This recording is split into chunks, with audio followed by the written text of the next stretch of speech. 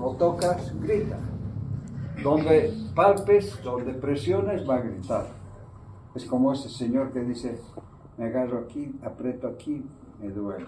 Aprieto aquí, me duele. Aprieto aquí, me duele. Aprieto aquí en la mesa, me duele. Tenía fractura en el dedo, por eso donde apretaba le dolía el dedo, ¿no? El niño es igual. El niño donde apretes, donde toques, donde presiones, va a gritar.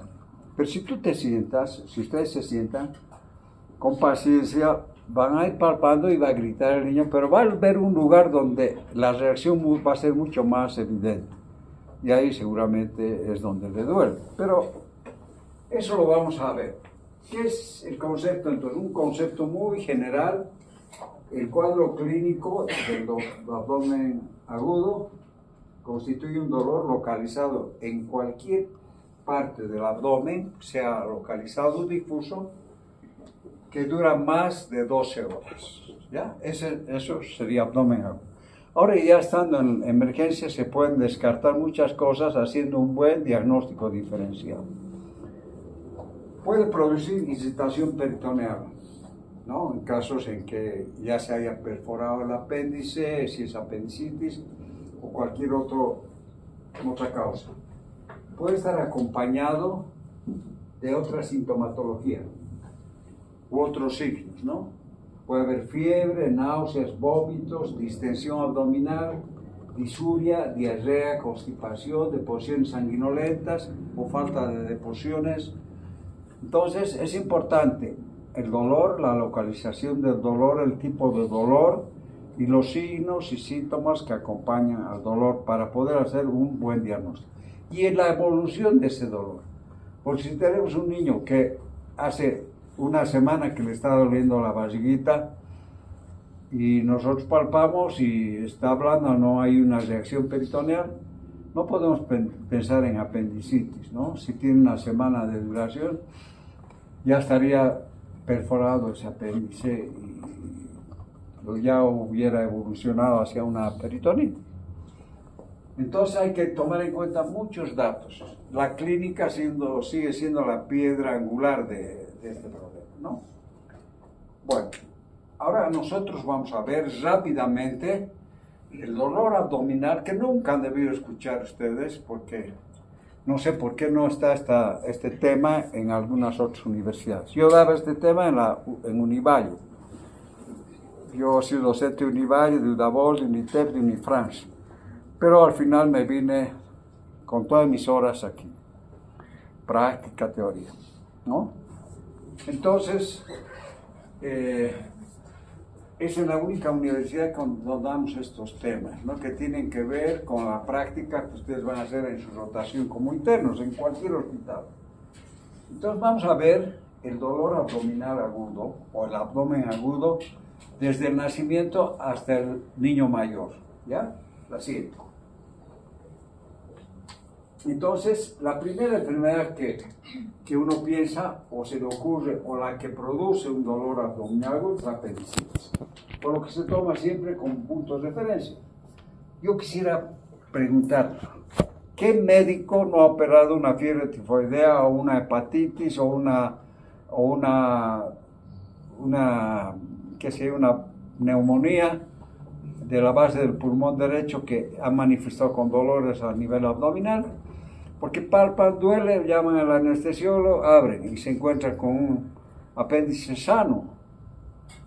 Y de pronto ven unas adenopatías en el mesenterio o lo ven medio amarillo al apéndice. Y es una hepatitis, ¿no? Porque muchos médicos ya no revisan todo. Tienes resfrío, si a ver, muéstrame la gargantita, listo. Está inflamadita, dele esto. Pero no revisan pulmones, no revisan. Nos hemos olvidado de la clínica. Y ustedes no tienen que olvidarse de eso. Tienen que recuperar ese instrumento que es el examen clínico para ser buenos médicos, ¿no? Yo tengo dos amigos que han sido mis compañeros. Uno es dueño de la clínica San Vicente, ¿ya? Y el otro amigo trabaja ahí como médico internista. Yo estaba de turno una noche y mi hija me llama y me dice, papi, me duele la barriguita, ¿no? pucha, a ver, toma tal cosa y un matecito y me llama después, ya no aguanto más, me duele más y más y más. Entonces lo llamo a mi amigo, al internista, y le digo, ¿puedes verla a mi hija? Pero claro que sí. Inmediatamente, ¿dónde está? Fue, la vio a mi hija. La internó ahí en la clínica San Vicente. Entonces, él me dice, la voy a hacer ver con Miguel, con Augusto Tapia. Y me habla Augusto y me dice, ¿sabes que tu hija tiene apendicitis? Bueno, confío en ti, operar. Al día siguiente salgo de mi turno, entrego el turno, me voy a la San Vicente y mi hija estaba paseando. No te han operado, ¿no? Y ese me ha pasado el dolor. Estaba con su suero. Entonces lo llamo a Augusto y a Álvaro, que era internista, le digo gracias. Y me dice, no, le hemos hecho unos exámenes y hemos descartado apendicitis, así que está bien. Gracias. O sea, no estaba en la clínica, se habían ido. Bueno, que se quede hasta mediodía y de ahí vamos. Y voy a caja y le pregunto a la cajera, ¿cuánto es mi cuenta? 4.800 y tanto. ¿Qué? Ni que hubiera dormido en el hotel más 20 estrellas, ¿no? 4.000. Y eso que me dijeron no está cobrando ni el doctor Tapia ni el doctor Álvaro Sabat. ¿Cómo? ¿Y de qué están cobrando? De un suero, que le han debido dar un antiespasmódico. Y me traen, esto es poco, pues. Así me traen los exámenes de laboratorio que le habían hecho para llegar al diagnóstico. Si clínicamente podían diagnosticar, era una gastroenteritis. Había exámenes, hasta creo que era para la viruela del mono más, pero todos los exámenes que se puedan imaginar, hasta VIH, brucelosis, tuberculosis, todo. Así era. Esos exámenes costaban más o menos 3.800 o 4.000 en exámenes de laboratorio. Yo me dije, ¿cuánto cobra el doctor Sabat y el doctor por atender a...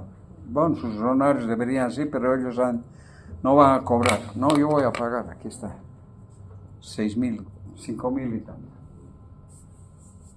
Lo llamé a Sabat, que ha sido mi compañero de toda la carrera, y yo lo considero siempre uno de los mejores alumnos, y es un buen médico.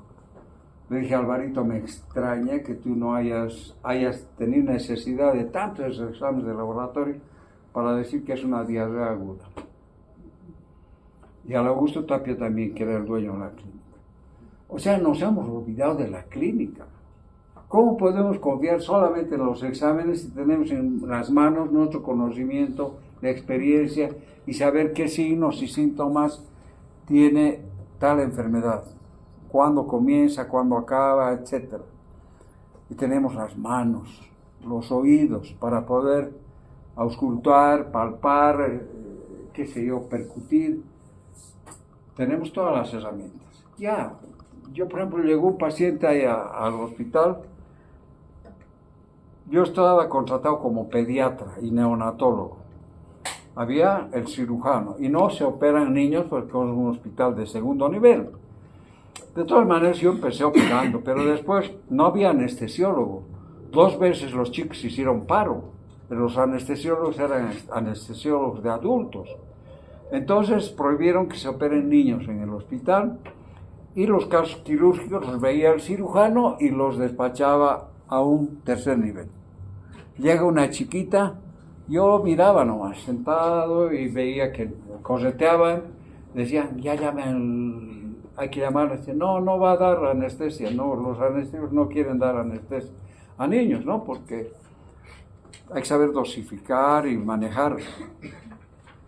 Bueno, al final lo llaman al cirujano, viene un cirujano, viene a la otra cirujana, lo examina, dice, sí, hay que referirlo al Viedma o a Univalle, a cualquier hospital, que para que lo operen ahí no hay anestesiólogo. Ya estaba la ambulancia para llevarlo, yo me acerco a la mamá, ¿le puedo examinarla? y a mi amiga de emergencia. Le examino bien a la chiquita, tendría unos 10 años. Y me muestra todos los exámenes de laboratorio, más ecografía y todo. La examino bien y estaba yéndose a la cirujana. Le digo, doctorita, mándala a su casa. No tiene apendicitis, tiene hepatitis. No está en los ojos amarillos, pero mañana va a venir con los ojos amarillos. ¿Cuánto le iban a cobrar? Lo habían llevado a Univalle, sí. Me dice, la vamos a operar y la estaban llevando a quirófano y ahí a la entrada del quirófano a la mano se acercó y le dije, ¿cuánto me va a costar? 20,000, todos. Yo no tengo ni 1,000, así que agarra su agua y se la llevó allá. Ya. 20,000. Al día siguiente viene a la niña con los ojos amarillos. Era hepatitis. Y ha seguido conmigo como ya una cuestión pediátrica. Entonces tenemos que aprovechar lo que tenemos nosotros. Esto que aprendemos en la universidad y luego van a afinar en el internado, ¿no? Y aprendan a interpretar los signos y síntomas y la anamnesis, cuándo empieza el dolor, cómo ha sido, todo eso. La doctora Maya tenía un dolor abdominal. Ella se automedicaba, porque así somos los médicos, pues, ¿no? Tomó una pastillita, otra, se puso una inyección y así hasta una semana se le pasaba, volvía, hasta que al final, a las 2 o 3 semanas, fue donde un colega, que era internista. El internista la ve, le pide un montón de exámenes también, pensando que podría ser tifoidea, brucelosis, qué sé yo. Al final viene uno de los médicos y dice, no, ¿qué están haciendo, Macano? Hay que explorar. Abre la panza. El apéndice estaba tiras, momificado ya. O sea, fue medicándose, a eso se llama peritonitis desriboralta. Un apéndice que se lo ha silenciado con antibióticos, analgésicos, antiespasmódicos, sigue el curso de la enfermedad, pero ya no hay dolor, porque han bloqueado las prostaglandinas o todo lo que pueda significar el dolor. Entonces, pero la infección sigue su curso. Entonces, tenía un apéndice momificado, roto, más bien no le vino una sepsis, porque ella parece que les dio como tostado los antibióticos para cefalosporinas y todo. Bueno, al final está vivita y coreana. Bueno, con esta reflexión nos falta ya poco tiempo, media hora, ¿no? Sí. Ya. Bueno, tenemos que pensar en apendicitis, pero todo paciente tiene que ser examinado de los cabellos hasta los pies. Ahora, la etiología, la causa más frecuente del dolor abdominal agudo que requiere de manejo quirúrgico varía con la edad.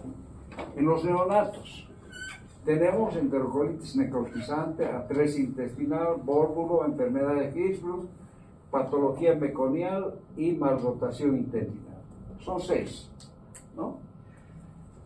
De estos, el más importante es la enterocolitis necrotizante. Yo hablaba con uno de los alumnos de 10º, que parece que está en otro grupo, de repente está en la clínica, no sé qué, en el Viedma, haciendo su rotación de pediatría. Aquí no hay.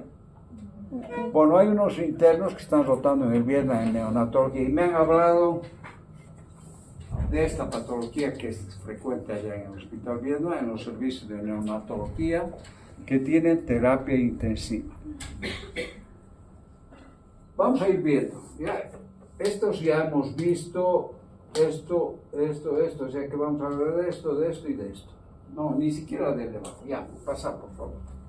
Enterocolitis necrotizante. Antes había niños que nacían con menos de 1,000 kilos, 1,000 gramos, y se los consideraba aborto. No se daba ni certificado de función. Ahora se puede tener a un niño a la palma de la mano. Estos niños prematuros, Aquí dice especialmente en prematuros. Yo creo que casi en todos los niños prematuros puede haber el riesgo de una enterocolitis necrótica. Es una enfermedad que aparece en estos niños prematuros que no tienen reflejo de búsqueda, de agarre, no agarran, son indiferentes porque están prematuros, no tienen succión, no succionan, no respiran bien, necesitan que se les ponga una mascarilla o puntas nasales, no regulan su temperatura, están en una incubadora, ¿ya? Y no pueden alimentarse, pues no succionan.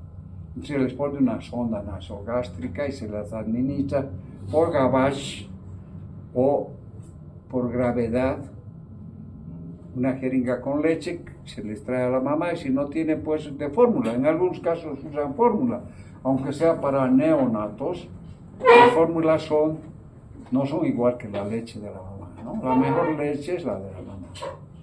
Entonces, estos niños que son alimentados y sostenidos, soportados con sondas, con esto, con el otro, son vulnerables y muy lábiles para tener este problema.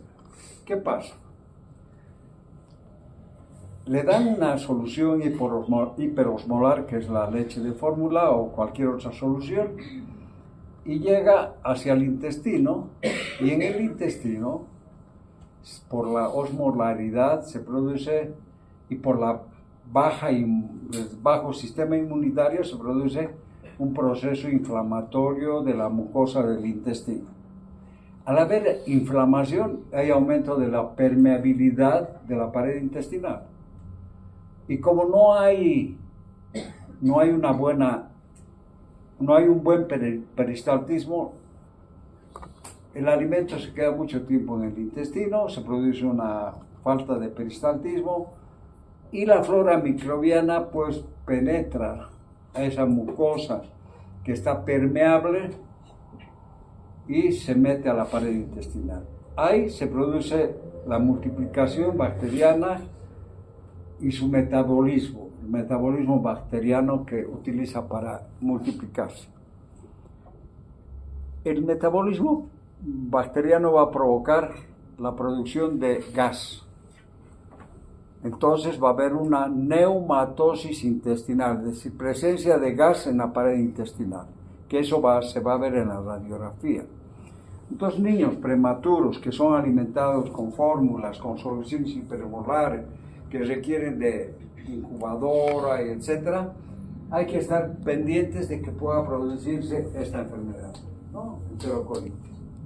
Es una enfermedad que consiste en inflamación que causa destrucción, necrosis de cantidades variables de intestino, o sea, de segmentos variables de intestino. Empiezan a invadir las bacterias. Si ustedes compran una conserva en un supermercado y abren y sale gas, no la coman, ya está con bacterias. De repente, en su traslado, las conservas se han golpeado y le han entrado, y ese gas es producto del metabolismo bacteriano, ¿no? Entonces, lo que ocurre, ¿no? Se produce una necrosis. Pasa, por favor. Entonces, la causa es desconocida, aunque se sabe que influyen factores, la infección, la alimentación de fórmulas lácteas, la prematurez, que es lo más, y existe una inmadurez de la mucosa intestinal y del sistema inmunológico, ¿no? Esta enfermedad se produce con relativa frecuencia. Yo creo que esto está mal, debe ser un poco más, porque en el hospital Vietnam, en la maternidad o en el servicio de neonatología, por lo menos hay un caso diario de enterocolitis necrótica. Entonces, un recién nacido prematuro que esté en incubadora, hay que sospechar. La siguiente, ¿eh? Entonces, lo que sucede es que son factores provocadores, hay infección, mediadores inflamatorios, hay una inestabilidad hemodinámica y la alimentación enteral que va a ser la que va a provocar la mayor inflamación de la mucosa intestinal. Hay una lesión de la mucosa intestinal, mala absorción, ahí se detiene el alimento en el intestino, y ahí empiezan los microorganismos a invadir la mucosa intestinal, elaborando también o produciendo endotoxinas, mediadores inflamatorios, distensión abdominal, compromiso vascular, lesión de la mucosa intestinal. La siguiente. Entonces, para el diagnóstico, si uno sospecha, al examen clínico es un niño recién nacido prematuro con una distensión abdominal y que puede tener ya deposiciones con sangre, ¿no? Y la distensión abdominal es característica, no es una distensión como en cualquier otro caso, como una atresia intestinal, con un hilio meconial o una atresia del duodeno, ¿no? Es una distensión, la pared del abdomen es roja, brillante, parece un absceso, ¿ya? Esa es la característica. Entonces uno ve la radiografía, una radiografía nomás. Hay dilatación de las asas intestinales, edema de la pared intestinal y el signo más característico que es la neumatosis intestinal, presencia de gas en la pared intestinal. Bueno, para clasificarla de acuerdo a su gravedad y el pronóstico y además cuando se hace quirúrgica esta patología, son 3 etapas. ¿La siguiente? Ya. Etapa 1, 2 y 3. La etapa 1 es cuando uno sospecha, porque es prematuro, porque está empezando a tener un residuo al introducir la leche. En la siguiente toma vamos a aspirar el contenido para medir lo que queda de la leche que le hemos dado y de repente si le hemos dado 10 centímetros cúbicos, volvemos a sacar los 10. O sea, no ha pasado, no ha habido... no ha habido desplazamiento del alimento, se ha quedado ahí. Entonces hay residuo gástrico importante, ya empieza a haber inestabilidad térmica, puede ser fiebre o puede haber hipotermia, empieza a tener dificultad respiratoria y esta etapa, si hay sangre en las heces, ya tenemos casi confirmado que es una enterocolitis. Ahora a esto, la sangre en las heces, inestabilidad, todo eso, se le suma ausencia de ruidos intestinales. No hay ruidos intestinales porque hay una éstasis o parálisis intestinal.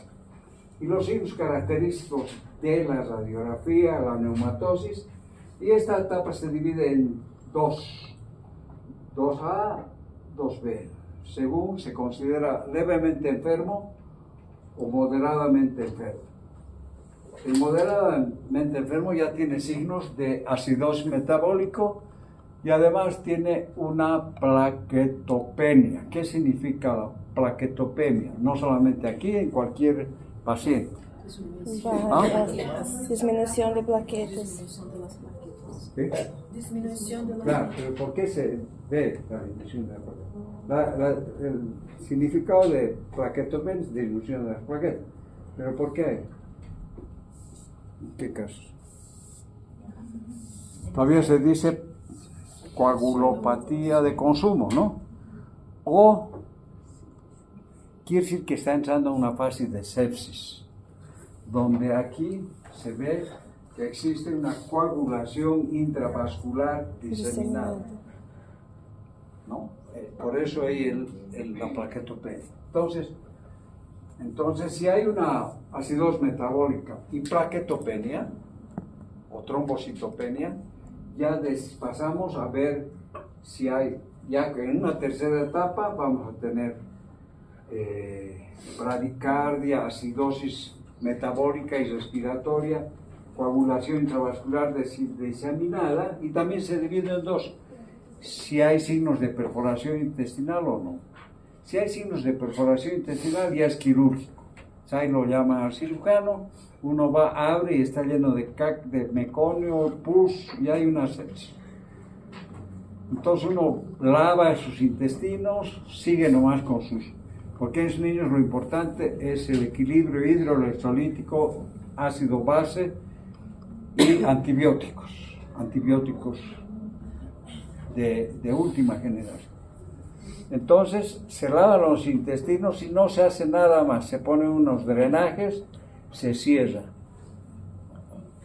Luego siguen los antibióticos, como ya se ha drenado, se ha lavado los intestinos, empieza a mejorar, el paciente empieza a mejorar, uno vuelve a abrir, retira los puntos y ahí se observa si hay algún daño paciente. Aquí tenemos un abdomen de una enterocolitis necrosante, un abdomen rojo, distendido, duro. La siguiente. Y tenemos los intestinos que pueden tener zonas de necrosis y de perforación. O sea, ya se ha perforado el intestino. Entonces muchas veces hay que cerrar esos puntitos de necrosis o hacer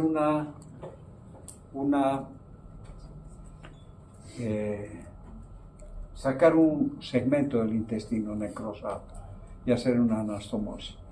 Pero cuando se ha vencido la infección, aquí tenemos sangre, aquí miren el aire como bulas en la pared intestinal. Aquí tenemos doble pared del intestino, dilatación de las asas.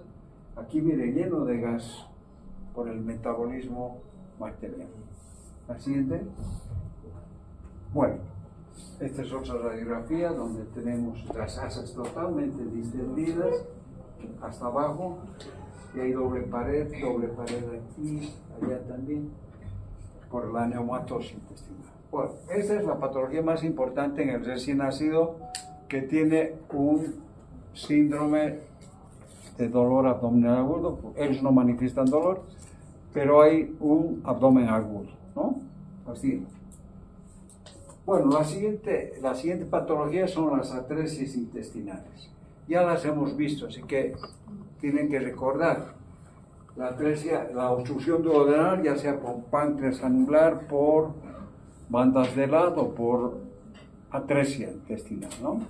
No se olviden que la atresia se debe a un accidente vascular en desarrollo embrionario que priva a un segmento del intestino de oxígeno o de sangre y esa parte se va adelgazando, puede convertirse en una estenosis, en una atresia. Bueno, entonces tenemos la obstrucción duodenal, la obstrucción intestinal y ayuno biliar, que ¿cuántos son? ¿Cuántos tipos?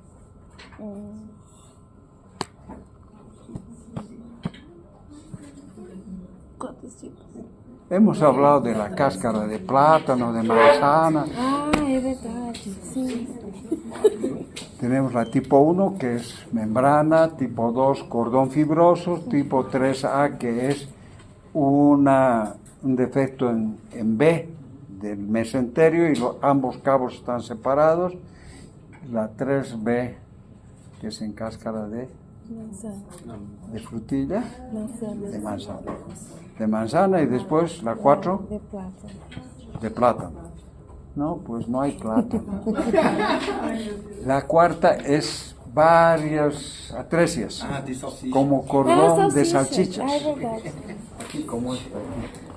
Bueno, entonces eso ya no lo vamos a ver.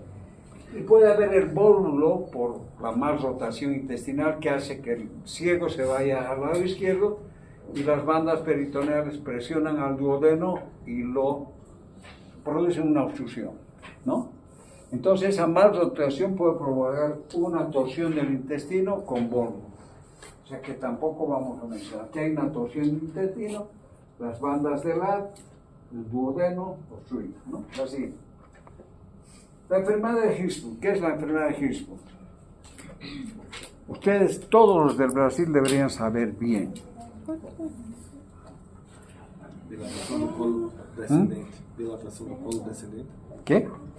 Dilatação do colo descendente. Hay dilatación del colon, pero ¿por qué?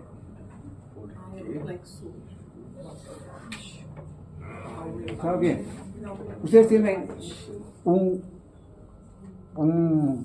investigador científico brasileño que es Carlos Chagas, ¿no? Él vio que la bichuca picaba al ser humano, introducía un parásito que es el Trypanosoma cruzi, y que este Trypanosoma se encargaba de destruir los plexos de de Meissner y Auerbach, que constituyen la inervación del intestino que va a producir el peristaltismo intestinal. Como no hay peristaltismo en un segmento por la destrucción de estos plexos, el alimento llega hasta ahí. No hay peristaltismo, empieza a dilatarse y se llama megacolon chagásico. ¿No es cierto? Pero esto deberían saber ustedes. En el niño no hay chagas, o sea, puede tener chagas, pero el problema de la enfermedad de Hirschsprung es que cuando está desarrollándose el niño, existe una migración de células simpáticas de la cadena linfática o simpática, va migrando estas células y se localizan en el intestino, van a constituir los plexos de Meissner y Auerbach, por desplazamiento de estas células simpáticas. Pero a veces no inervan un segmento, que puede generar, que en el 80% más son segmentos cortos, generalmente a nivel del sigmoides. Esta falta de inervación en este segmento hace de que llegue el peristaltismo hasta ahí, y como no pasa, entonces se va dilatando y se llama megacolon congénito, no megacolon chagásico, sino congénito o enfermedad de Hirschsprung. ¿No se van a olvidar? No. Vamos a ver. Ya, así que, la patología meconial, ya hemos visto esto. Está relacionada con una enfermedad que puede estar en el examen también. ¿Con qué enfermedad? ¿Con qué enfermedad está relacionada el... ¿Ah? Eso, con la fibrosis quística. La fibrosis quística es una enfermedad que produce la disminución del contenido líquido de todo en todo el organismo. Y en el intestino produce una falta de líquido en el meconio. El meconio es espeso, duro, alquitranado y obstruye gran parte del ilion terminal. Por eso se llama ilio meconial o patología meconial o tapón de meconio. Ilio meconial, no se olvide, porque en el examen de grado siempre preguntan ¿qué es ilio meconial? Entonces, ilio, meconio, meconio. Tapón de meconio que produce una obstrucción intestinal que está relacionada con la fibrosis. Aquí está todo este tapón. Como es tan duro, alquitranado, pegajoso, generalmente hay que hacer una resección del intestino y hacer una anastomosis. No se puede vaciar, a no ser que se haga un cortecito y se vaya cuando no es muy grande el segmento que está comprometido. Bueno, no vamos a hablar de la fibrosis quística, pero está ahí para que tú la grabas y les pasas a tus compañeros. Entonces aquí está toda la definición que está relacionada con la fibrosis. Pasa, no va a pasar, pasa. Entonces en la radiografía se puede ver una imagen. Ese meconio que está en el ilion terminal tiene unas burbujitas de aire que asemejan a un vidrio así como ese de allá, un vidrio catedral o vidrio esmerilado también se llama, ¿no? Esa es la imagen, estas burbujitas que hay aquí, miren, hay un montón que parece un vidrio esmerilado, ya, así. Ya, esto no vamos a ver, pasar. Ya. Entonces tiene este aspecto diferente, ¿no? A la distensión abdominal de la enterocolitis necrotizante. En la enterocolitis este es rojo, brillante, como un absceso. Ya. Esta es una obstrucción intestinal a nivel del ilio por ilio meconial, así. Aquí vemos el meconio metido casi en todo el ilio. Y cerca al ciego, está metido en el ciego. Puede haber necrosis, perforación por obstrucción, así.